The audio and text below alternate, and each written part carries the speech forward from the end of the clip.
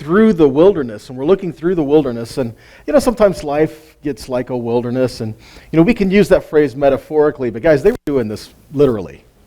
They were actually going through a wilderness. They were actually having the things of their life removed from them so that they could witness and experience the Father firsthand without the distractions of bondage.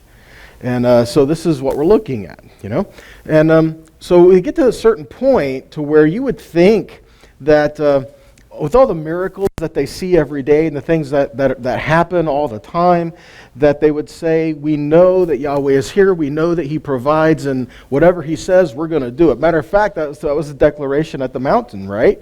That was a declaration saying, whatever He says, na'aseh v'nishma, right? And so that was the decree, but we fall short in that. It's just the human nature part of us. We fall short of that. And so at times the Father puts us in situations to be reminded of who He is, because we need that. And be reminded of the things that He does for us, because we need that. I mean, there are miracles all around us every day, but we fail to see them. And so we can't just look away from the goodness of our God and to say that there's nothing going on because we're not seeing what we think we should see, because there's a lot going on that we may not see. And this is the case when they're going into the land. Now, you would think that when they go into the land that they would say, it doesn't matter what it looks like, it doesn't matter who's there, it's ours. And because that was the promise. That He brought us out of Egypt to bring us to the mountain to equip us to go to this place that He said He prepared for us. And so, does it matter what the current state of it is? No, not really. But, just like us, right? I mean, because that's the thing. We kind of give them a hard time. We kind of beat them up a little bit, but we're no different. Just like us. If we say, okay, this is what we're supposed to do, and this is what the Father has in store for us, but I want a plan. I want the list, and I want the goal, and the end result, and the steps it is to reach that goal, and next week this is done, a month from now this is done, 6 months from now this is done. I want the plan. And I never get it. Why? Because the Father doesn't always work that way. See, this is where faith comes in. Because we have to walk in what He's given us. And as we take those next steps, then He will reveal what's next. Now, sometimes He'll show us things along the way. And sometimes He'll show us things, down the road, or we'll get it, But I really believe we'll never see the full big picture until we're in it. So this is part of it. The Father wants us to experience His Word and experience these things. Okay? So we need to be careful not to make the same mistake that they did and to say, okay, God, I know this is your Word. I know this was what it says, but it's not quite the way that I think it should look. And so we need to be careful that we do not literally speak against what God has going in our life to help make what He desires for us to come about. I mean, if anyone had a right to complain, Joseph would be one. When he was in the prison, and he was, can you imagine? He had these dreams. He was going to be a king, a ruler, a something, and here he is in prison, falsely accused, with no really showing when he's going to get out. And I could be wrong, but I don't see a record anywhere of where Joseph complained about his situation as he was going through it. Maybe it's there, but I've never seen it.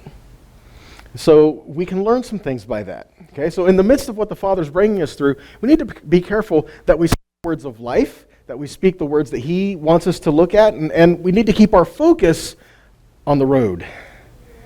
See, we know the destination, but the problem is we can get so caught up in the destination that we don't see what's right in front of us. So we need to keep our eyes on the road, much like when you're driving. Keep your eyes on the road, because where you are looking, that's where you will go, right? It's like if you're riding a bike or if you're doing something, wherever you're looking, that's where you go. That's why in sports they say keep your eye on the ball. So looking, this is the direction you're going. Walk that way, okay? So we get to this parsha, Shelach lcha, which literally means send for yourself. Shelach is the word to send. It's also the word for sow, like S-O-W, to sow. But it's interesting to notice that the Talmidim, Yeshua's Talmidim, were called Shaliach, sent ones. And say we call them, apostles, but they were sholiach, ones that were sent. And so these are the things that we're looking at. And lcha means for you, for yourself. So what's being told here is to send for yourself. God never said, send for me. Think about that for a minute, and we'll cover that a little bit more in just 1 second. So whose idea was it to send spies into the land? Now we can say, when we read this parsha, we say, well, it was God's idea because he said to do it, right? But there's more to the picture. And this is one of the things we like to look at. When we read through scriptures, keep it in context and understand that if there are other places in scripture that can paint the bigger picture and can fill in some of the gaps. Kind of like when you read the Gospels. The 4 Gospels talk about many of the same accounts, but from a different perspective. And so they don't conflict, they're just showing a different part of it. Right? All right, so whose idea was it? It was the people's idea. And I'll show you why in a second. But it was the people's idea. But why would the people say, well, we need to send spies into the land? Because we're going to go in there and we need to send spies. We need to send people in to check it out. Why? What's the point? To what end? Is it going to change what God said because you don't know what's there? And the bottom line is we fear. And we're afraid we don't know. We're afraid of what we haven't experienced. And that fear can keep us from taking the steps that the Father's asking us to take, like surrendering our lives and trusting Him. Okay, that fear can keep us from that, and we have to be careful we don't allow that to happen, all right? So whose idea was it? Well, we read here in Numbers where Yahweh is telling to Moshe, he says, send men on your behalf, Shelach lcha, send men on your behalf. But in Deuteronomy, when Moshe is retelling the story to the next generation, he says, look, Adonai your God has placed the land before you. Go up, take possession, as Adonai the God of your ancestors told you. Don't be afraid, don't be dismayed. You approached me. Okay. The people approached Moses. And they said, let's send men ahead of us to explore the country for us and bring back word concerning the route we should use in going and what the cities we will encounter are like. And the idea seemed good to me. So I took 12 of your men, one from each tribe. So, whose idea was it? See, what I believe happened here was the people approached Moses, and Moses said, is that okay? And I believe that Yahweh said, well, I would rather you didn't, but if that's what you have to do, fine. And this is one of those things where we need to be careful because sometimes God will give you the desires of your heart even if it's not in your best interest. Because we get so hung up on what we want and the way that we see it that we don't see it any other way. And we have to have it this way. And we can't let go of that. And so when we don't get it that way, we think that God's not working on our behalf. When God is saying, I've got better plans for you if you just let go of that.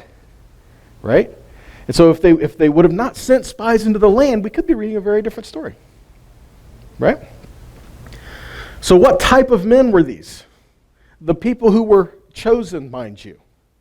The people who were chosen was a leader from each tribe. They were leaders among Israel. So what constitutes a leader among Israel?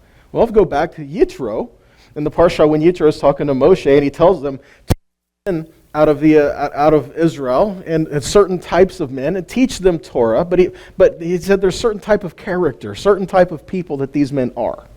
Okay? And we see later on where it says that, and Moses did as Yitro said. And we do find later in the scriptures where God said, so call and assemble the leaders, the elders, and the people. And so who are these people? Well, these are the ones who were established, right? Because I don't see anywhere where they were revoked, right? So these are the people that were established there. And so who is the leader among Israel? Okay, well, according to this, we see able men from all the people. Able means steadfast, okay? Able men from among the people, men who fear God, Men who are trustworthy and hate a bribe. Good character is what we're looking for. Faith in Yahweh and good character. And these are the leaders that are there, and they will be trained in Torah. See, because there's the thing. You can teach people things, but you can't teach character. That's something that's fashioned in you.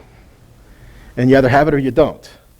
And if you don't have it, you can work on it, but it's not something you can just teach. You know? Today I'm going to tell you what character is and how to have it, you know? Follow these 10 steps. It doesn't work that way. You know? You surrender yourself to the Father and you let Him build His character in you. And that's what we were looking for. Okay? So who were these men? I'll just show you an example here, because what did the Father want to show them in this when they went into the land? What did He want to reveal to them? And what was the underlining urging, if you will? Well, let's take a look at this for a second. And if we look at this, we see, I'm only going to show you these three, just as the idea, to see what's the Father telling us. What mindset do we keep? What is the attitude that we should have as we continue to go forward in this? Well, He sent forth Judah, Issachar, and Ephraim. Notice Judah and Ephraim was there with Issachar to help discern and in between these two. But look, what does that mean? Yehuda is praise, Issachar is to bring reward, and Ephraim is much fruit. So praise brings reward and much fruit. They were going to check out the fruit of the land. If they would have went in with praise and a thankful heart, they would bring back the reward of this and be rewarded with the good of the land. And the Father is telling them, even in the order that He sent them, to be mindful of these things. Don't lose heart. Don't take your eyes off of what God said and report back according to the way that He established. Right? Numbers 13:17. They were instructed to go to the Negev and to the hill country. Specifically, why didn't they just say go check it all out? Why did He specifically say go to the Negev and the hill country? Go to the south and the north. Why would He put it that way? Because we know, looking forward, we see many things in the Scripture that are prophetic. And so, even though the land would be one land, it would be split in the north and south. For some reason, Israel's always been split, huh? But here it would be split in the north and south. And that's what they wanted to keep in mind, because it's showing us something. This is symbolic of Judah and Israel, the northern kingdom and the southern kingdom, and Ephraim and Judah. This is symbolic of that. Matter of fact, we have Caleb and Joshua, who was from the tribes of Judah and Ephraim, or the two that stood fast. Isn't it interesting that the two that stood fast and the only two that made it into the land, two. You want to talk about percentages. 2 men out of 603,550 when they came out of Egypt. 2. Including Moses and Aaron. Huh. Isn't it interesting that the two that go in was a representative from Ephraim and a representative from Judah? The southern and the northern. Right? And what they had to keep in mind was that everywhere they went was given to Joshua for Israel. And see, this is something else. They had to walk the land. Their feet had to touch the ground. They had to be there to experience it. You are where you are today because somebody pioneered a way for you. Okay, the advances we have in this country, we have because somebody was pioneering an effort somewhere. Somebody's paying a price for you. The problem is, if we're not willing to pay the price for the next generation, it's going to just die. We have to pay the price, not just for us, but for those that will follow. Okay? So we have to do that and understand, in order for them to claim this land, they had to walk the entire land. And that's not the first time we've seen stuff like that. Deuteronomy 11:24 says, wherever the sole of your foot steps will be yours. Your territory will extend from the desert to the Lebanon, from the river Euphrates to the western sea. Genesis 13. Who could we be talking about in Genesis 13? Abraham. Adonai said to Avram, after Lot had moved away from him, look all around you from where you are, to the north, the south, the east, and the west. All the land you see I will give to you and your descendants forever. And I will make your descendants as numerous as the specks of dust on the earth, so that if a person can count the specks of dust on the earth, then your descendants can be counted. From Elon Moreh, the hill where they would stand to be able to say this at the time, You realize you could see the water in every direction? It's amazing. And so when Avram was standing there, he saw all the land. And God told him to do something very specific. He said, get up and walk it. Avram had to get up and walk through the land. I always kind of joke about it. I'm like, what if he only walked 2 miles and said, I'm tired? He walked the land. He paid the price so that it could be given to his descendants. He had to go through there so that he could lay the claim that he was there. And so same thing. Wherever the spies went, that's where Israel would go. And wherever the spies went is where Abraham went before them. You see a trend. So that's it. We have to pay a price for those. So the spies were dispatched, and there was a tester. Now here's something interesting. The word there that used for spies, they were sent to reconnoiter the land. Literally, the word is tour in Hebrew. Now, what does that sound like to you? If I say they went to tour the land, what does that sound like? It sounds like they went to tour the land. And you know what that word tour means? Pretty similar to what you think it means. It means to check it out, to go find out what's there, to look at it, to look at the trade, look at the commerce, look at the stuff, look at the people, look at get pictures, bring stuff back, bring souvenirs. Tour it. That's what they were told to do, quite literally. They were told to go out there and to tour. This was a matter of checking on the land itself. This was not a matter of trying to find out if they could do it or not, because they already knew they could do it. So this was a matter of going and to see the land for themselves, okay? So what is the mindset that they're approaching the promise? And here's the thing. Are you going to be faithful to what God has said no matter what it looks like? Are you going to go in and just do because he said this is for you? Or are you going to say, I don't know, I'm not quite sure, let's send spies. Let's try it out first a little bit. Guys, you don't try out a covenant, you walk in it. And that's what the Father's calling us to do. Okay? Furthermore, when they were gone and they were into the land, what did they eat? Guys, the manna was for those in the wilderness. When they went into the land, they ate the fruit of the land. They tasted, literally, think about it this way. They tasted the promise. And 10 of them fell away from it. Taste and see that the Lord is good, right? So taste at his promise and see what's there and walk in it and not to turn away from it. So when they came back and they brought a report,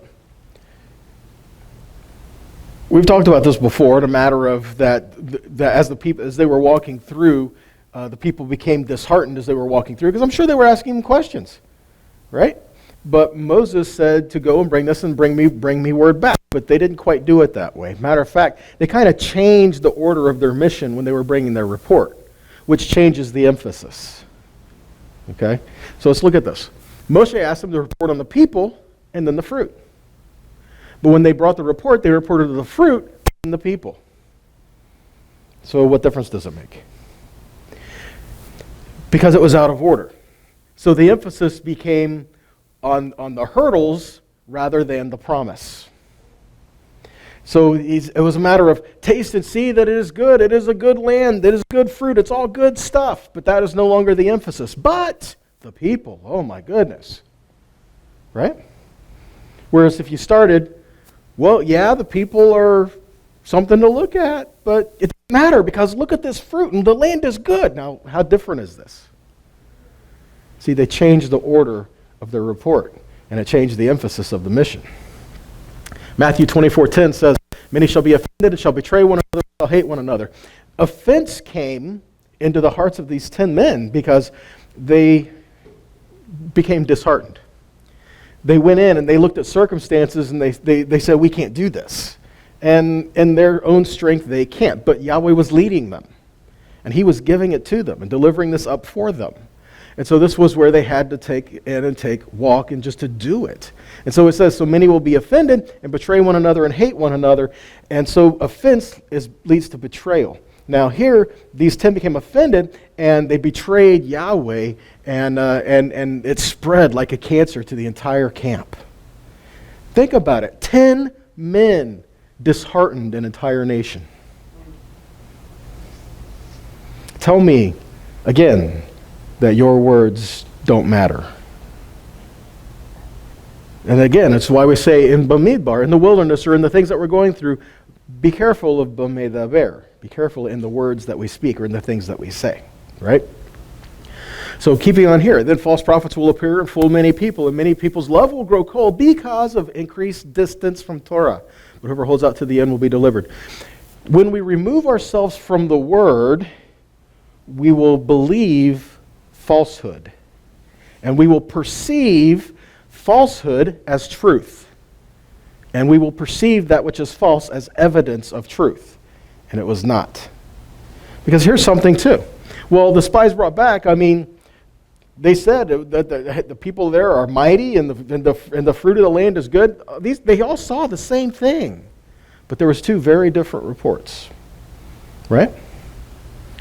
Perspective alters reality. Not really, okay? But perspective alters our reality. The way we see things. So it alters the way we see the world around us. Bias can also play a role. If we're biased towards something, we will see things in that light. And if we approach people, situations, or things with preconceived ideas, it will lead to those things that we already preconceive. And this is where we need to be careful. We judge people in situations about things that we don't know them and we don't know what happened, but when we judge them on these things and then we approach them already set against them. And you can't do that. So we need to be careful that we're seeing according to the Word as the Father desires for us to see, and we're not seeing through our experiences, because the Word of God doesn't change because of our experiences. We need to be careful of that. So look, how did the spies see themselves? It says there we saw Nephilim, giants, and like the sons of Anak, and we seemed to ourselves like grasshoppers, and so we seemed to them. Now look, here's the thing. We seem to ourselves as grasshoppers. And so we seem to them. Now here's the thing. They can say we felt small and insignificant. And they saw us the same way. Really? They're making assumptions, aren't they? Did they go talk to them and say, hey, what do you think of us? No. They're making assumptions. Right? And so again, in walking and doing the things the Father has told us to do, we need to be careful about making assumptions about things, right? How many of you guys have arguments in your head? Like when you're on the way to talk to somebody about something and say, well, I need to talk to this person and I'm going to try to say it this way, but then they're going to say this. And I'm going to say that. And then they're going to say that. And buddy, if they say that, then I'm going to say it. And you don't have to go there. And so many times, if you approach it that way, it's going to happen that way because you're already approaching it in that mindset. But so many times, if you approach it differently, it doesn't have to go there. That's why Scripture says, be peaceable with men. And a soft word turns away wrath. Right? So how did those in the land see the people of Israel? See, they made an assumption that, we were like grasshoppers to them, right? We were insignificant, and they were just going to squish us like a bug. But we have a testimony of what they thought of them, because Rahab told them. She said, we heard what your God did for you, and we heard about what happened. And when we saw and heard about all these things, it melted the hearts of the men here. They were scared. So they're saying, we were insignificant, and they were shaking in their boots. Can you imagine? And so again, Joshua is coming on the other side of this saying, again, it didn't matter what it looked like because Yahweh is God, right? And so we thought that we were insignificant and little, but they didn't see us as us. They saw us as people of the Most High. And that's what it looked at. They saw themselves as being insignificant. And Yahweh couldn't do what he wanted to do in their life because of their perception. Much like We read in the Gospels where, and Yeshua could not do many miracles there because the people did not believe. That's Yeshua we're talking about. Guys, you can get to a point where belief or lack of belief can kill your faith. And if you don't have faith, you're not going to get anything. Isn't that what James says? Being double-minded? So how we interpret what we see is based out of our perception, right? We can see things, and we all perceive it differently. I can make a statement, and every one of you might hear it a little different, because we tend to translate what we see or hear through the way we perceive things. Right? Well, they said, I hope I had a good day, but they didn't mean it. Right? So in many cases, we can't see what we should see because we're paying too close attention to something else. And what we see may not be what's actually there. So we need to be careful of these things, because sometimes the Father wants us to see something that's right in front of us, but we're distracted. We need to be careful of the distractions. We need to be careful of being mindful of having our eyes set on what the Father is giving us to do, right?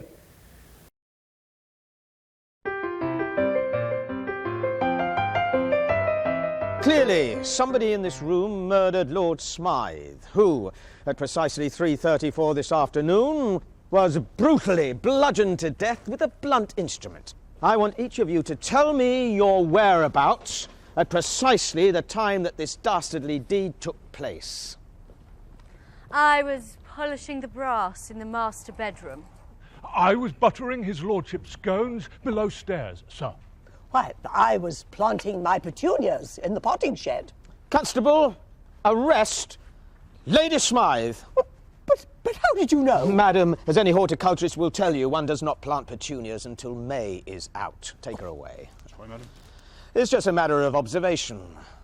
The real question is, how observant were you?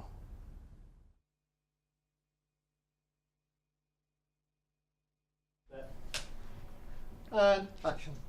Clearly, somebody in this room murdered Lord Smythe, who, at precisely 3:34 this afternoon, was brutally bludgeoned to death with a blunt instrument. I want each of you to tell me your whereabouts at precisely the time that this dastardly deed took place. I was polishing the brass in the master bedroom. I was buttering his lordship's scones below stairs, sir. Why, I was planting my petunias in the potting shed. Constable, arrest Lady Smythe.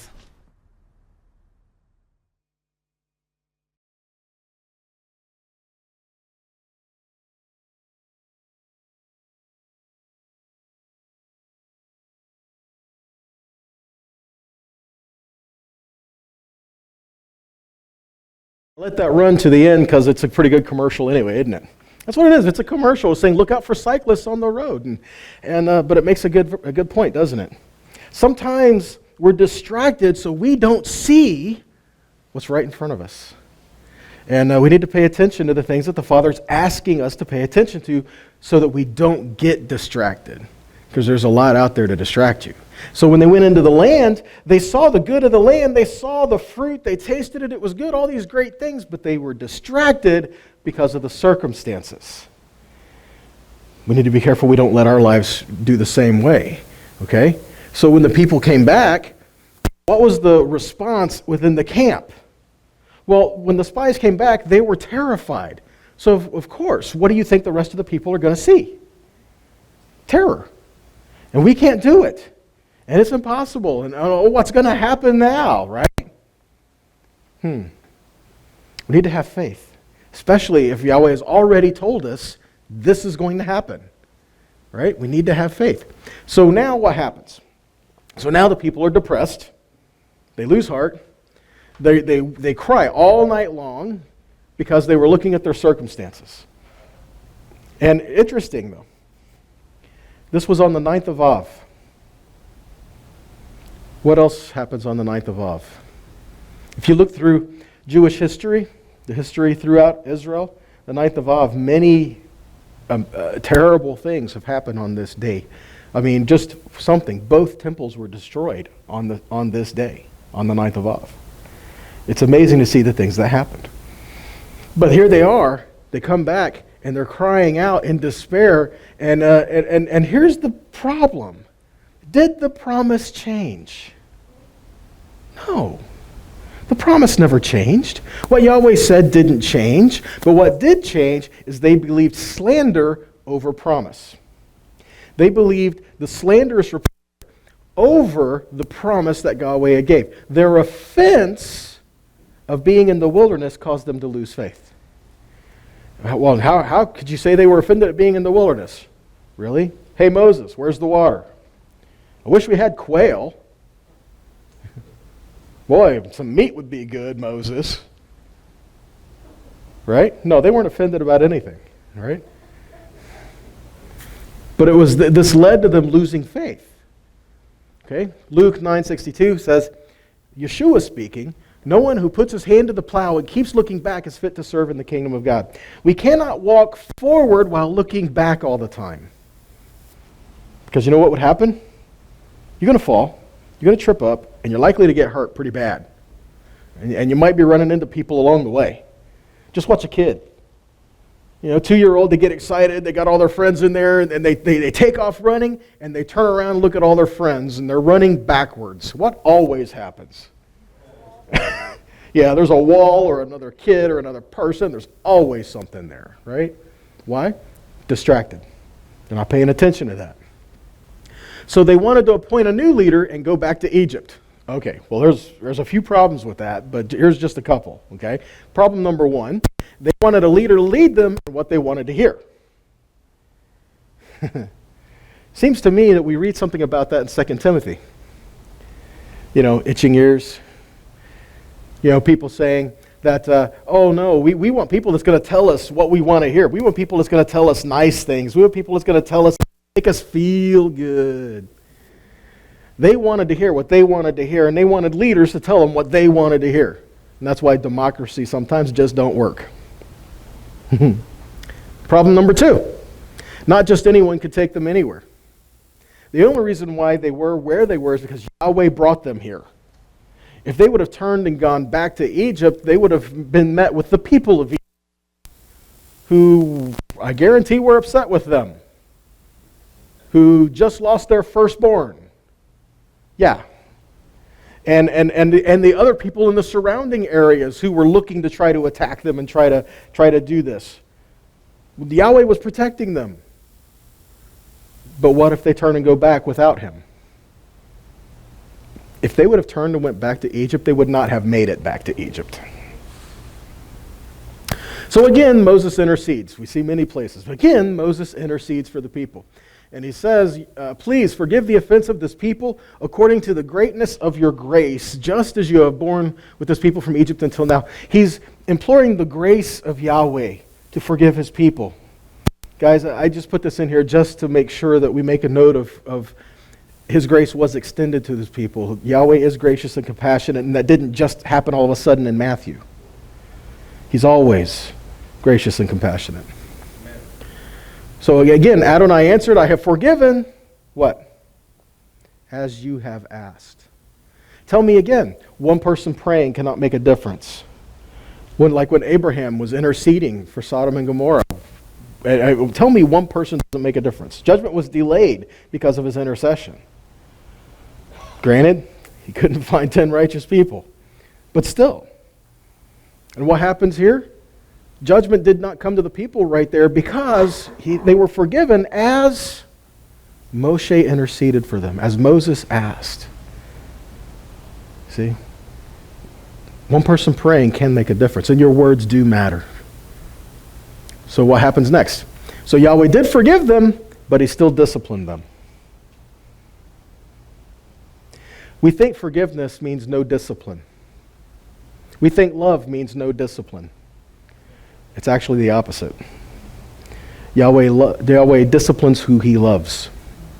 And if there is love there, there is discipline there. And even if forgiveness is extended, sometimes there are still consequences to your actions. One example I heard, I don't remember who from, but one example I've heard many times is you can't run up all your credit cards and then say, yeah, but now I'm born again, so all the old things have passed away. They ain't going to buy it. You're still going to have to pay for them. Okay? So that's the thing we're looking at. That's the idea. So again, tell them this. As surely as I live, Adonai swears, as surely as who spoke? As you have spoken in my ears, I will do to you. Literally, from your lips to God's ears. The people were crying out in the wilderness, and the people were wailing and moaning and saying, we're going to die in the wilderness, and here we are, we come this far, and we're not going to make it into the land, and I can't believe we're going to die out here, and our kids are going to die, and all these people are around. You ever notice how many times that happened? And it's, again, this is what we're saying. Sometimes God will give you what you want, even if it's not what's best for you. The people that were here in this generation continually kept coming back to this. And this was where their mindset and heart was set. It's like things will be going good, and then all of a sudden, we're going to die. Really? That's why he said, the things that you say, I will do. It seems like it kind of got to the point of saying, okay, fine. If that's what you really want, and if that's what needs to happen to finally get this moving along with, that's what you're going to get. If that's all you keep saying, if that's all you're looking for, okay, fine, let's do it and get it over with. Wow. And kind of like, oh, you want meat, huh? I'll send you quail. And not just a little bit either. I'm going to send you so much quail, you're going to be sick of it. Right? So the next morning, they had this great revelation. The next morning, after they cried all night and they're doing all this, the next morning they had this great revelation. Oh, wait, we have sinned. After judgment was already set, after their discipline was already given, and saying, okay, look, fine, you guys want to die in the wilderness? You're going to die in the wilderness. I bet that got their attention. Because normally they're like, oh, we're going to die out here. And God is like, look, I've got this land for you. You're going to get there. And finally he's like, okay, fine, so you're going to die in the wilderness. What? And so now they're like, ooh, wait, we've sinned. We need to fix this. How can we fix this? I know, we'll fix it by sinning again. Really? Is that what they said? Well, kind of, yeah. Because what happened? They go to Moses and they're like, now we're ready to go into the land. Now we'll go. And Moses says, don't do it. God is not with you. You had the chance to do it, and the chance to stand, and the chance to walk in faith, and you did not do it. You lost your opportunity. Do not go do it. And they're like, no, really, we mean it. We think we can do it now. We're going to do it. Let's go. And Moses is warning them, right? What happens? So they arose the next morning, they came to the top of the mountain and said, here we are, and we did sin, but now we'll go up to the place Adonai promised. And Moses said, why are you opposing Adonai? Wow. It says, don't go up because Adonai is not with you. If you do, your enemies will defeat you. But they were, what's that word? Presumptuous. How much of the things that we do in life is presumption? We presume we can do whatever we want and God's got to bless it, right? No, he doesn't. He will bless what he said he will bless, but he cannot bless what he said is cursed. And so if our actions are lining up with blessing, he will bless. But if our actions are lining up with curse, he ain't going to bless that. And so this is what we're looking at. Presumption can get us into a lot of trouble. And so they were presumptuous, and they went on toward the high parts of the hill country, even though the Ark of the Covenant of Adonai and Moshe stayed in the camp. And so the Amalekim and the Canaanim living in the hill country descended, they struck them down and beat them back all the way to Hormah. So again, you may be doing what you think Yahweh wants, but if rebellion is present, there will still be consequences for it. Much like we said, you can do the right thing the wrong way. You can do the right thing with the wrong heart, and it can actually be damaging to people. So after rebellion is addressed, obedience and drawing near is revisited there, because the emphasis here is anyone who desires to draw near can. God is reassuring the people. Okay, he's saying that they're going to die in the wilderness, but he's making sure that it's understood. Anyone who desires to come near to him can. They have to be willing to do so, though. They have to be willing to lay their life down to do that. Anyone who wants to draw near can do so. And we find this, Numbers 15. If a foreigner stays with you, or whoever may be with you through all your generations, and he wants to bring an offering made by fire as a fragrant aroma to Adonai. Again, this is a matter of covenant. It's a matter of, if he wants to bring offerings, then that means he wants to serve Yahweh. Okay? If he wants to bring offerings to him, he says he is to do different than you because he's a Gentile. No. It doesn't say that, does it? He says he is to do the same as you. Because in this community, what community? The Commonwealth of Israel. The same law will be for you as the foreigner living with you. And this is a permanent regulation. Right? Numbers 15:16 says, the same Torah and standard of judgment will apply to both you and the foreigner living with you. Torah is not for this person, but not that person. Torah is a decree of the Father's plan in the earth, period. Those lining up in covenant with him will line up with his word. And that's it. So Yahweh reassures them that they will go into the land. When they do, these offerings will be brought. And this is another way they can feel sure within themselves they will go into the land. Because why would they be given commands of, so when you go into the land, these are the offerings, the type of offerings to be brought, and these are the things that are done? Why would that matter if they're not going in? I mean, it's kind of like, fine, you guys are going to die. I'll see the next generation when they're done, and never be there ever again until the next generation. That's not what happened. So he's telling them, and this is what happened. He's reassuring them they will go in. They will get the promise, okay? And then we have the command of tzitzit. Now, why is that here? Because we have, so the spies go into the land, they're disheartened, they lose faith, and they're going to be dying in the wilderness. Then we have offerings, and then we have Torah that's there, and now we have tzitzit. How are these connected? They're very connected. Okay? So how is that? Well, first off, what is tzitzit? Okay, they're translated as fringes, tassels, tzitzit, on the corner of your garments. Okay? Some translations say four corners of your garment. Literally in the scripture, it just says on the corner, or on the edge, or extremity, or wing of your garment. Okay? And there's no specific instruction on how we're told how to tie them. What we're really told is that it should have a blue thread. Okay? So we look at this, Numbers 15:38. Say to the people of Israel, make tassels on the corners, the word is kanaf, on the corners of your garments, and put a blue cord on each tassel. You are to do this for all time to come.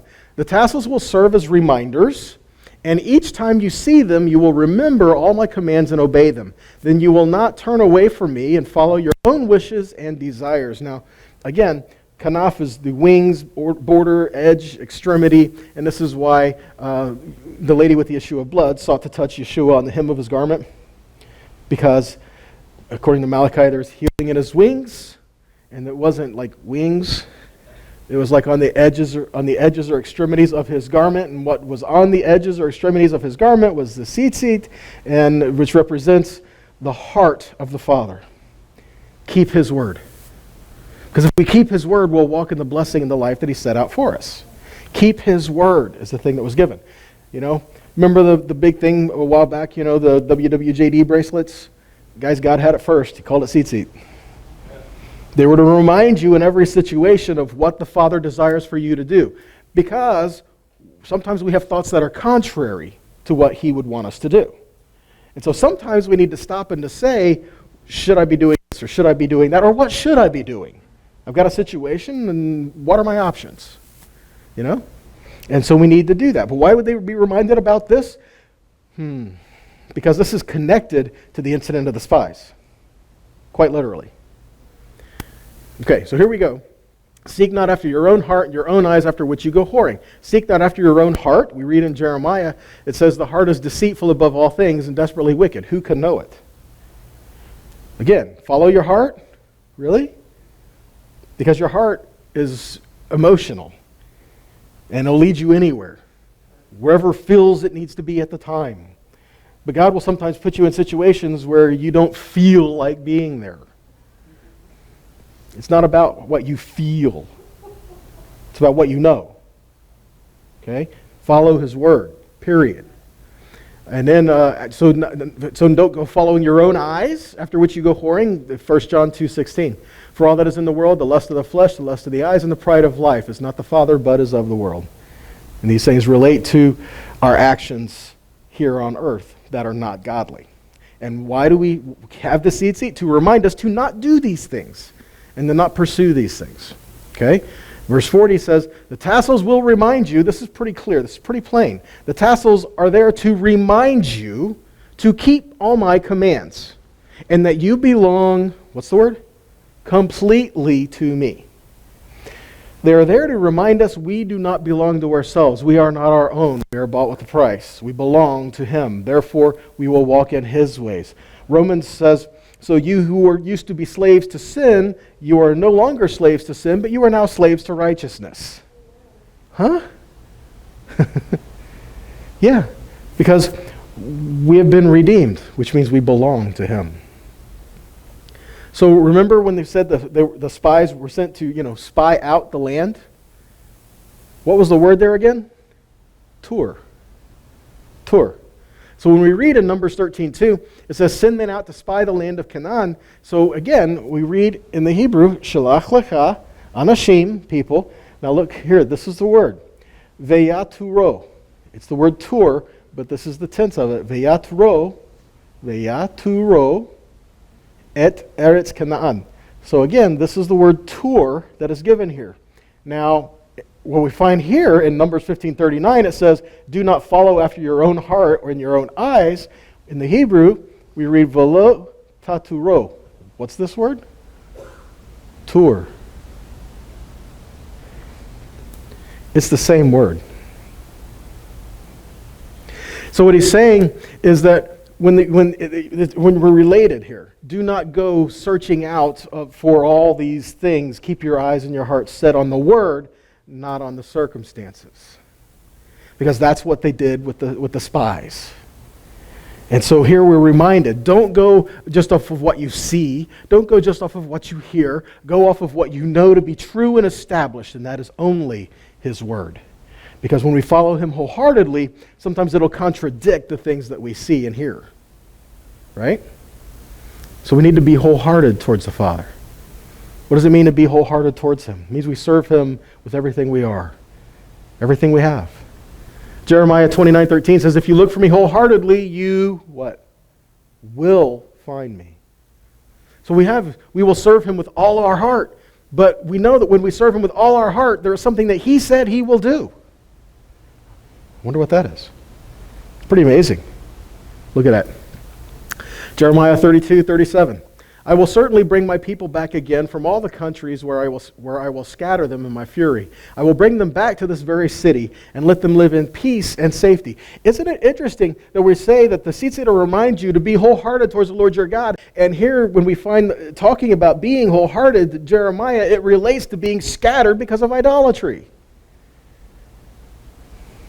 It's all connected. It says that they will be scattered, but they will be brought back. So again, I will bring them back to this very city and let them live in peace and safety. They will be my people. I will be their God. And I will give them one heart and one purpose to worship me forever, for their own good and for the good of all their descendants.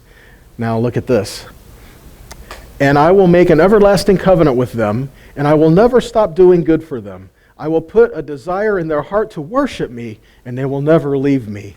I will find joy doing good for them, and will faithfully and wholeheartedly replant them in this land.